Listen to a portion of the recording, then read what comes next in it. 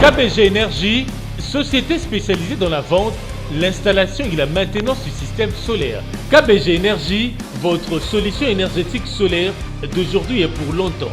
KBG Énergie développe des projets en électricité générale, l'énergie solaire photovoltaïque et les systèmes de secours en Afrique centrale, en RDC et ses environs. KBG Énergie gère votre consommation et votre stockage. Nos services, matériel européen très durable, deux équipes professionnelles à votre disposition. Les dimensionnements complets des installations, l'élaboration de schémas techniques et plans d'implantation, le développement de nouveaux projets, la mise en œuvre de projets ainsi que la maintenance. Avec KBG Énergie, fini le délestage et assure votre alimentation en énergie solaire. Appelez-nous au plus 243 822 829 199, soit plus 243 999 466 256. Immeuble NTC ex Massamba 644 Kinshasa Gombe, référence rond-point Kimazière. Info kbg@yahoo.com. KBG Énergie, qualité et fiabilité. Voilà, ce parti, très chers internautes des Congo Live Télévision, vous nous suivez de partout, de la France, de la Belgique, de la Grande-Bretagne. Merci à vous rejoindre Bisso parce que nous avons informé Bino et nous avons sala mosala pour expliquer Bino le lengeni actualité qui évolue en République démocratique du Congo. Alors les deux comme on a c'est un jeune, Aza cadre et à parti du peuple pour la reconstruction et la démocratie, a coupé sa point de vue naïe na makamboza ko le kanamboka notamment nyungu concernant proche chef de l'État Bazako Senga Bongo Libala Yena Joseph Kabila, en plus na caméra au-delà de cela et Kabona Penza Pambate Bazako Monete.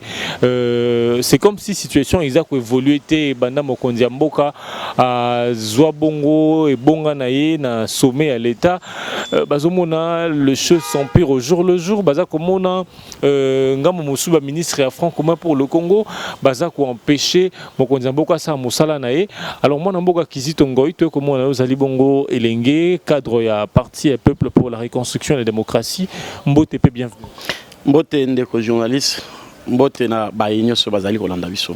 Alors moi namboka Kizito Ngoi lelo entourage penza pe ba combattant ba base ya Félix Tshisekedi est porté qui est na présidence bazali ko sengete Félix Tshisekedi akabonana Kabila parce que bomoni makamboleki lelo na tongo na limité ba barricade banzela batumbi ba pneu en tant que cadre ya PPRD et anono zanini. D'abord il faut que bilenge à IDPS bayeba oyo ba bengi jeu politique ceux qui osali elenge ou soit oyali membre na parti politique il faut yeba il y a politique ndenge tambolaka ba principe ya politique na politique à un certain moment tamuto lingakate par rapport ya poids politique naie il faut sangana naie pour tambola naie longo tina ba objectif songolo ekokisama mais ce que otali bilenge a IDPS ba eliko maîtriser makambo ngo penza bien te tala lelo na bomo ya lelo pour président de la République Tshisekedi Antoine Tshisekedi Kilombo akoma na bokonzi bayi congolais baponaye il fallait quitter na Nairobi bayokanaka na caméra omoni caméra tikilaye yaza la candidat bakende omoni bongo j'ai à liboso ya ngwana caméra zongi sima na suka nango aye kozwa parce que pour tata mokonzi a gouverner Congo awa afanda bien aya la mokonzi penza na makambo na yenyo so pour élection isala qui était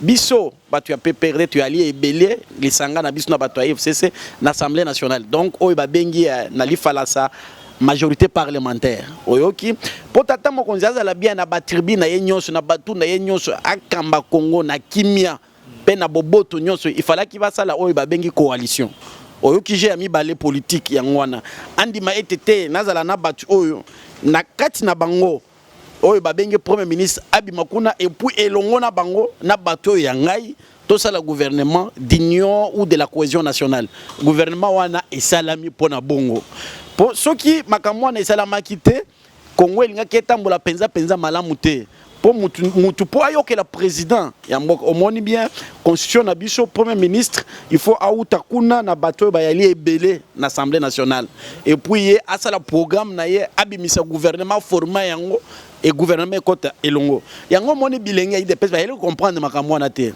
soki lelo to kabwani FCC cash bakabwani c'est dire que tata mokonzi akoza na majorité parlementaire te omoni bongo c'est dire que premier ministre ba ministre nyonso ya cash ya IDPS ya INT ba na gouvernement bakobima to kolongola bango bafanda omoni et puis tata mokonzi akotika la kaka wana ya liko régner ndenge constitution na biso lobby le président de la République règne mais ne gouverne pas. Par conséquent, ils sont même pas responsables devant l'Assemblée nationale. De voir, il y a un lobby, tous dans la coalition. Bilingue, il faut pas maîtriser le budget politique. Ils ont été totalement et dans le contexte de l'élection en 2018, les Sengi étaient tous à l'endingue de Yaliwana. Et donc, en politique, c'est vrai, la politique elle est tellement dynamique qu'à un certain moment, il faut que mais tant que il faut tirer conséquences. Il y a eloko au sal, acte au sal. Mais tant qu'on a dans Olanda Bango, dans le monde pensa que il faut tirer conséquences après que ni koya na sima. Avant tout comme en 2023 pour ceux qui trouvent en 2023 ma pour les mususu koyen de tokoyeba nino eko salema juste après ma ponomiona banani yo ba ko gagner bokonzi banani yo ba ko zalibe na assemblée nationale banani yo ba ko former gouvernement politique gouvernement nini ko zala appliquer au moni bongo mais bango ba koloba et donc par conséquent il faut comprendre penza ba na penza na maturité bato ba na pouvoir te ba na bokonzi na maboko ba il ko se rendre compte que bokonzi ali na maboko na bango au moni bongo ba ko sakana ba ko mona mboka kizito so ina comprendre très bien. Et ça parce que boyebi que non les leçons bokaboni qui bango président de la République a gouverner les sociétés a diriger les sociétés de lobby mambonia société que les lots à cause à la redevable devant l'Assemblée nationale des sociétés parce que les lots ministre ya cas pour le changement bakolongwa hein beaucoup de cas entre bino na bino déjà ko pesa bino excès des ailes les lots tout le monde na ministre ya FCC les lots battre mais la décision mo so mo konzamboka. Il faut l'andanga malam na lobby boye coalition majorité parlementaire toza na coalition to boité yo lobby ceux qui toke na cohabitation ceux qui loba kati coalition opesi ba désavantages dango yango na lobby mais na ba désavantages on tozo mona ba désavantages on a ils plus favorable pour na bino au détriment ya bato ya cap pour le changement et ça peut-être na koyé ba stratégie on a ndé peut-être zo pesa bino excès de zèle et permetaka ba ministre na bino ba membre gouvernement ba outi na FCC ba lekana ko posaka ba acte de foi il y a quoi entraver un chef de l'État. Terme lobby on a des biso todo c'est penango excès des ailes. Bitu ya ça l'excès des ailes. Bitu ali ba républicain et puis ba patriote ba tubayebi Valérie Mboka. Alors Yamboka tango ministre des Finances a contredire na chef de l'État na directeur à cabinet.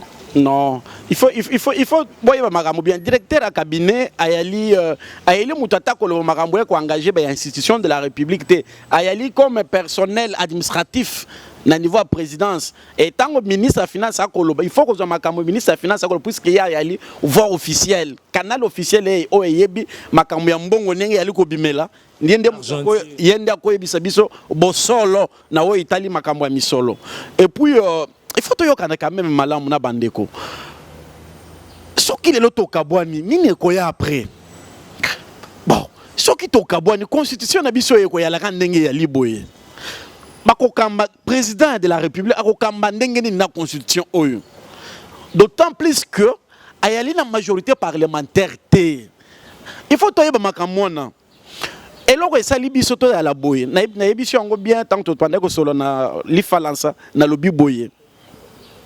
Le 30 décembre 2018, tant que tu as ponami, mutu mokote ni bango batu ya cash, ni biso batu ya FCC pour to yaki na candidat na biso Emmanuel Ramazan Chadel. To bandai ko kanisate, ko lotate que après l'élection, to ko yala ensemble na bandeko. Nani abosani teke na mboko na biso depuis des années. IDPS abondisi biso makasi. INC également. Babundisi biso na ndenge moko ya kosakana te mais le 30 décembre maponomi esali été banje wana tofanda elongo pour ceux qui tofanda elongo te makambo ko tambola bien te makambo ya cohabitation elingi koloba boy cohabitation elingi koloba ete ceux qui to na cohabitation to yo mokonzi mboka ndenge ozali wana bakotokoto sa attribution na yo ndenge constitution esengeli yo zala makambo esengeli yo sala en tant que président de la République makambo pe etali baninga na attribution na bango constitution okota lango te o etali makambo formation gouvernement bien sûr premier ministre ko proposer yo batu mais yo na ngambu na yo okotia batu na yo na gouvernement wana te soki biso batu yali majoritaire na Assemblée nationale tondimi yango te pona nini po ezalaka na conséquence nango omoni soki conséquence nango eza na sima après mandat peuple congolais ko évaluer nani asali nini on comprendre et bon soki na kota na biso to sakani nango to sala ngo bien te peuple ko évaluer biso et puis ko pesa biso zéro on comprendre makambo cohabitation ngela mais d'être vite to fanda elongo to soutenir mokonzi ya mboka omoni to kende na ye elongo tina ete ba action na ye esimba. Pour ceux qui sont esengo ya yete mais il esengo ya ba congolais nyonso yango bande ko ba comprendre makambo na te ba ina ba sentiment lokoli ya ba opposant donc ba yali nan ba opposant nan ba se rendre compte que ba ina bokonzi na maboko ba na pouvoir te ba na pouvoir te ba ko mona lokola ba osaka na pouvoir et pourtant ba yali nango na maboko tata mokonzi ya lwana et puis na ba rapport na ngana se pene loko moko ndenga tanga ki article moko ya Jeune Afrique lobby tata mokonzi ya bwa kisi makambo na bango balobaki te ba beza lokuta te tata mokonzi ya bwa kisi Jeune Afrique muto akomaki alobi te alobaki te asali matinée politique alobi ki za lokuta tata moko bon advienne que pourra toko ezala nini oyo ekoya puisque oyo makambo coalition et yali première expérience politique na mboka na biso il faut botala wapi to uti musika na makambo ya démocratie oyo ezali komona na Congo na biso to uti penza musika makasi il fallait ba effort makasi ya ba ténor ya politique ya mboka na biso basala effort babima na ba oyo ba bengi lokola ba appartenance personnelle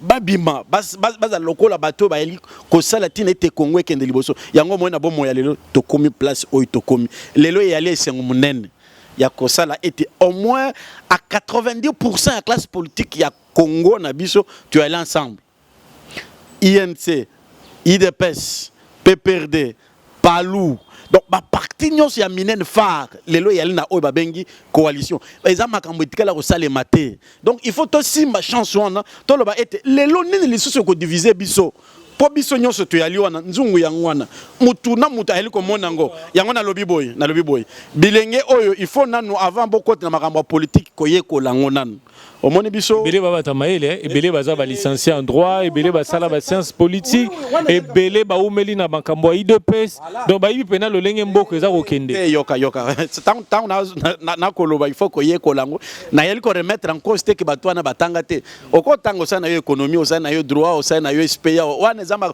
mais politique active ce que côté na formation politique qui sont ngolo il faut batangisa yo ba biso omoni na politique active et ya la kaboy yango moyi na ba parti ebele misusu wana ezana oyo babengi école du parti on peut bazana ceux qui va yali nango il faut ba oyo ba koloba bakota na école wana balakisa bango ndenge nini politique etambolaka place nini politique ya moko ebebaka ndenge nini basalaka pona ko bongisa soki bayibi makambo nyonso wana bako changer bilo elobeli na bango mwana mboka kizito na landio quelque part moko lobi likambo pena ya motu na simbo lobi te sengeli biso nyonso to accompagner Baction chef de l'État. Est-ce que Nakotala Namakambo eza koleka sur la scène politique congolaise? Nakotala Makambo eza koleka na ba membre du gouvernement. Misunde Bazako fina ordonnance à chef de l'État. Est-ce que ba action en gros est ok dans le sens il y a soutenir mon salaire chef de l'État? On l'a bien moko a fina ba ordonnance à chef de l'État. Mutumoko a fina ordonnance à chef de l'État te. Ministre a portefeuille. Tozo ngaku li solo en côté. Mais ngana tuni motuna na ngai déjà. Yoka. Muto a oyali mieux placé pour na koloba likambango ezali chef de l'État yemoko. Depuis a salle a signé ba ordonnance. Bosipo yoka ya zongeli likambango. Ye moko tata mokonzi pona nini baoyo bayeli musika bayebi ata makambo ngo ndenge otambola te bango nde bakoloba lobalo bosi boyo ki tata mokonzi ye moko aizongeli yango bakotaka chaque vendredi na conseil des ministres voilà azakut na conseil des ministres ministre portefeuille akotaka na conseil des ministres ta osoyo ka likambo ngo bango bayoloba puisque bango moko bayebi likambo ndenge ya leli baoyo bakotaka na conseil des ministres baloba makambo na te po bayebi contour nango te tango tata mokonzi azwaki ordonnance wana ye moko ayebi tango ministre ya portefeuille bayebi ndenge makambo etambolaka et puis bayebi na moment nini makambo na ekosimba nango baoyo baza na gouvernement bazani même ba membre ya cabinet ministériel bazani même donc bayebi na bango likambo moko te batika kosala oyo babengi politique de la rue politique de la rue eza ya bato yo bafandaka na bandako bakotala soki nini bakobeta masolini non. Tango mi bengi déjà ko yali militant ou membre à parti politique, il faut y kolana na makambo parti politique et puis il y a quand même matière ya ko yebete makambo na koloba oyo il faut zala oyo ko sala ete Congo etambola liboso pona nini to ko zala kaka to yali ba congolais bisonyoso kokabwana et to kokabwana pona nini ce que otali malamu IDPS social démocratie PPRD social démocratie INC social démocratie PPRD social démocratie to kokabwana la pona nini pour objectif ou doctrine et alimoko idéologie et alimoko yango na lobite yo siko opposé pesa ngai ya na motuno mituniana toko kabona pona nini yonga na biso na kotala mamoza koleka sur scène politique sur scène ya gestion ya gouvernance mboka tozomona ndere boko kende na banzela différente non banzela on a ezali pona bato bazolo babilobela o comprendre mais na milito to singi bango te bandeko bozala kimia totambola elongo to soutenir tata mokonzi Félix Antoine Tshisekedi kilomona makambo na ye totala et élection oyesali ete bawe ba yali ebele Nous ça la ironie tango zo ba ngo ça la ironie eza ironie eza réalité politique yango wana soutenir tout monde sur terrain na ba plateau ya média moto ya Kabila soko aleki eza lo wazane moto opposition na moto ya IDPS et pourtant bazana pouvoir te bawe ba wana ba ko sala makambo ba yel na mbeba makasi na minute oyo il faut koyeba ite en amont il y a la coalition donc tata mokonzi ya mboka Félix Antoine Tshisekedi ayokanaki na bato ya FCC na Joseph Kabila Kabang babi to fande longo to kamba na ndenge ya kimia ya boboto tant que bango likolo kuna makambo ya mabe ya lité biso bato ya linase to longola makambo ya mabe Maître Kizito, lelo bato nyonso ba kofunda bato FCC. Ba obi FCC nde eza ko bloquer.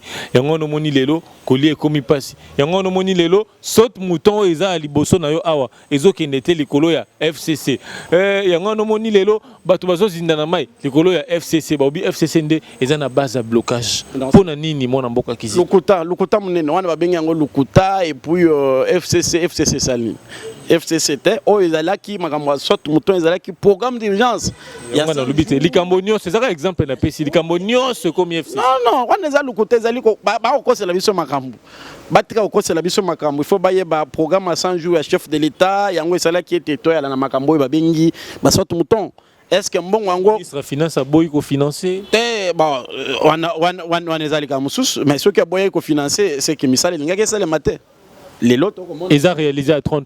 Non, oui, d'accord. Est-ce que si Toloba était et s'il n'a noté c'est prévu pour 3 mois. Est-ce que Kizito lobela ba internaute lobela ba na mboka masolo ya solo saute muto tango mokonza mboka lancé yango ezaki pour moins de 6 mois lelo qui déjà mbula mobimba je crois. Pour na retourner mutuna wana il faut retourner. Est-ce que bakati misala to misala ezali ko salem?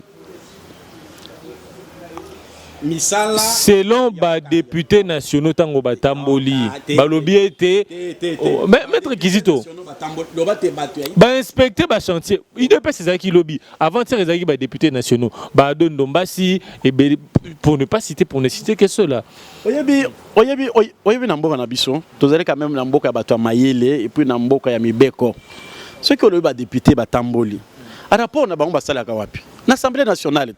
Tu es le ministre qui a chargé d'infrastructure. Ça y est, kuna.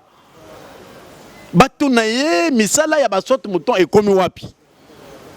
Au moins, la démocratie na biso ngwana. Tout est politique ya buzoba. Député à Tamboli et puis avec l'équipe na télévision lobby. Député à la télévision te. Alors barande na préchoir à l'Assemblée nationale. À l'équipe kuna zwe maloba.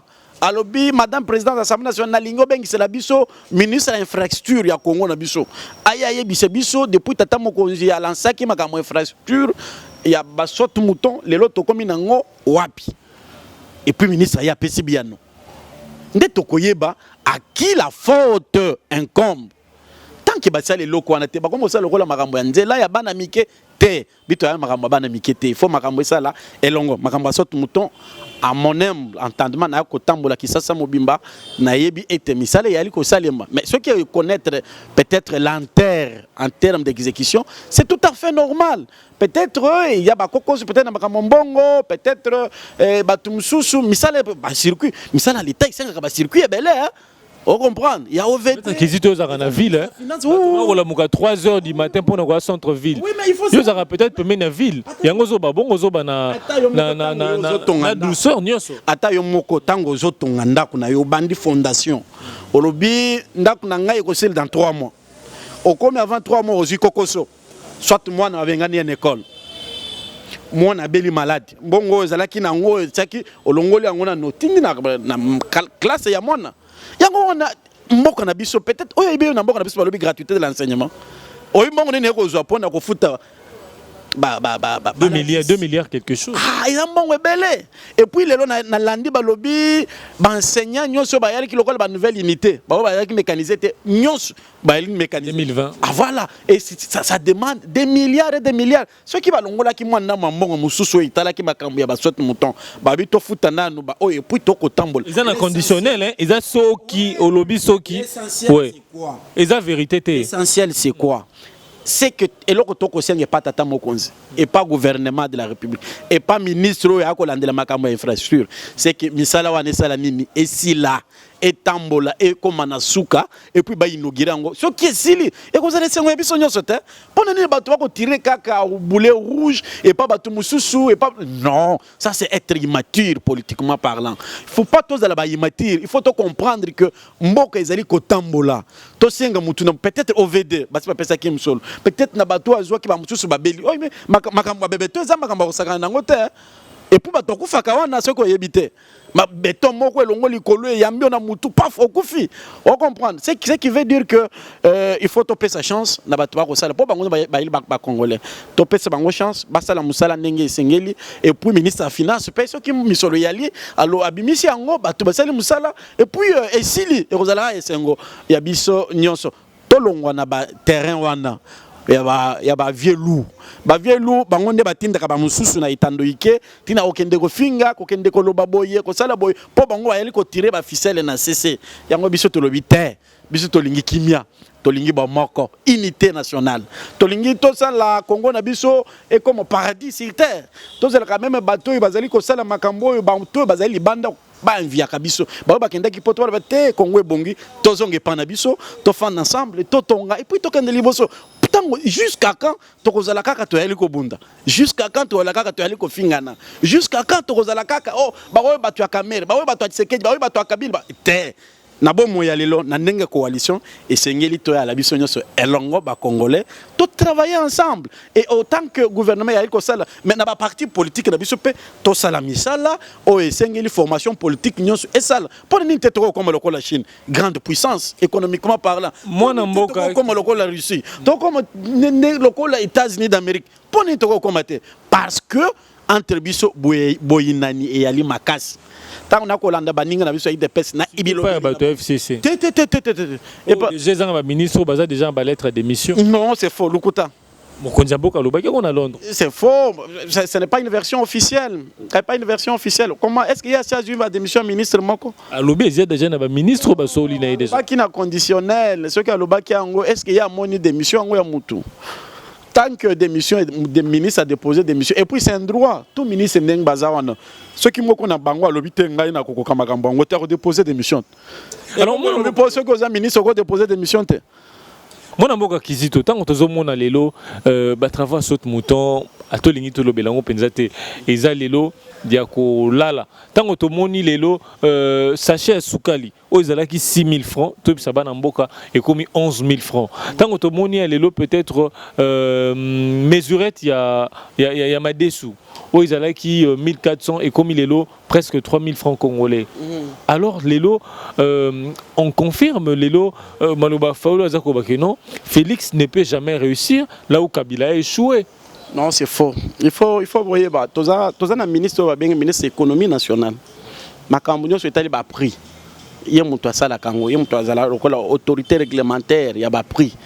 Ya ba wenze tout consort. Ba économie te misala ezate makambo ebele ya mabeza na mboka. Mais ceux qui balobi misala ezate. Mais na tongo ko mona ba ko ya na ville là où ebele ko sala misala.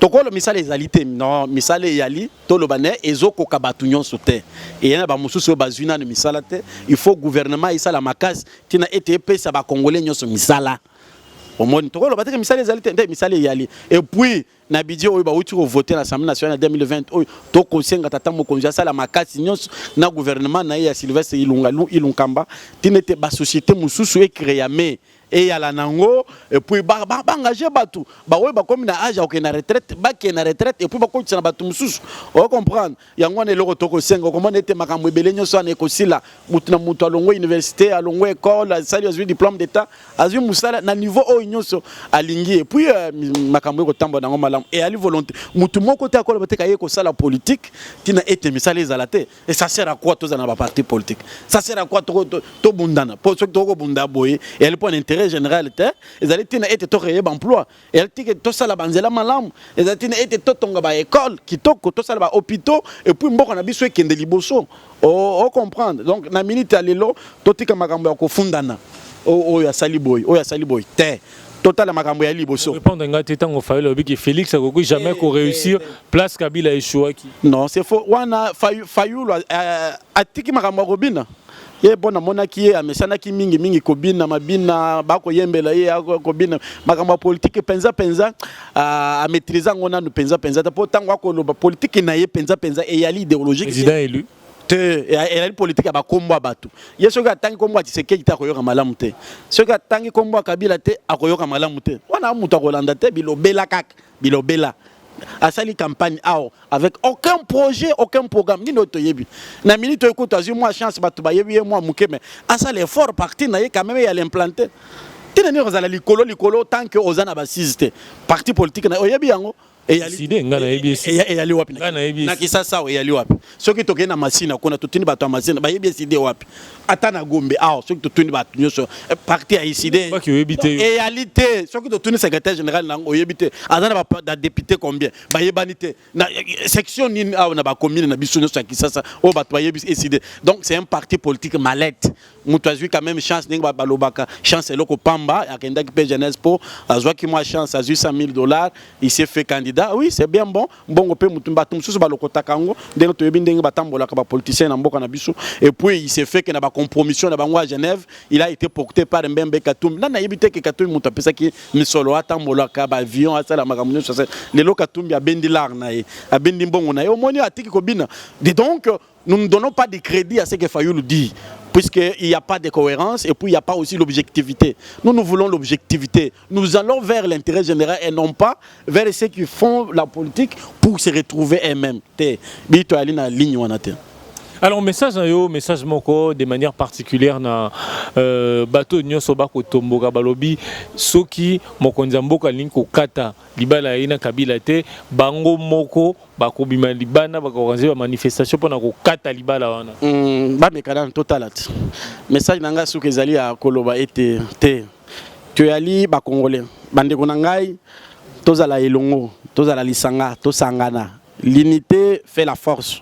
On a beau à se tirailler, mais il faut total ici quand on outi. Na bino nyonso bisika bo outi na ba parti na bino. Lelo bozana bokonzi. Boye ba ici ka bo outi. Nino e bandai ko simbate. Nino e sali ete lelo bo comme na bokonzi. Il faut boye ba point fort na ba point faible na bino. Pas mater, vous ne saurez pas vous examiner et vous remettre en cause. Congo yali munene. Ezana ba subtilité et belle.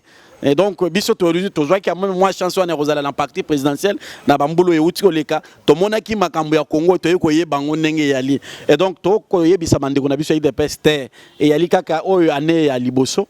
O ide peste azana bokonzi. Boye banane bokote na makambongo, boye ba Congo na biso ndenge fonctionnaka. Botika boyali na eloko ya munene na maboko na bino. Bosi mbango na boanya na mayele nyos bo batelango na ndenga bien.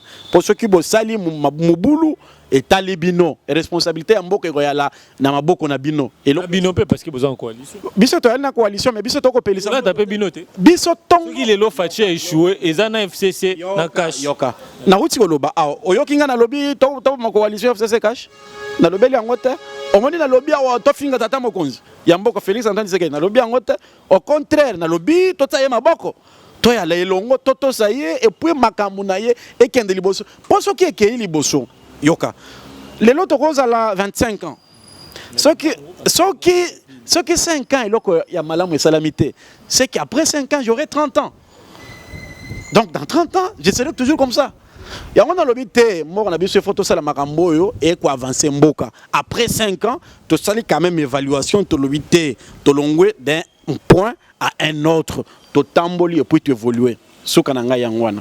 Alors merci beaucoup Mwana Mboka Kizitongo Yazali Bongo, cadre ya parti à peuple pour la reconstruction et la démocratie. Merci Nabino Banson Bozuli Baku ya Kolanda Tokutani Bongo na Mikolo Ezali Koya. Merci.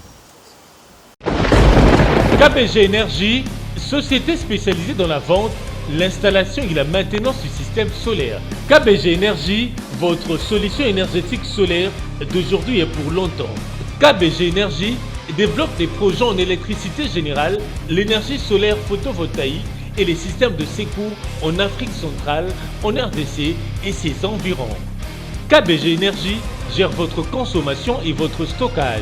Nos services, matériel européen très durable, 2 équipes professionnelles à votre disposition.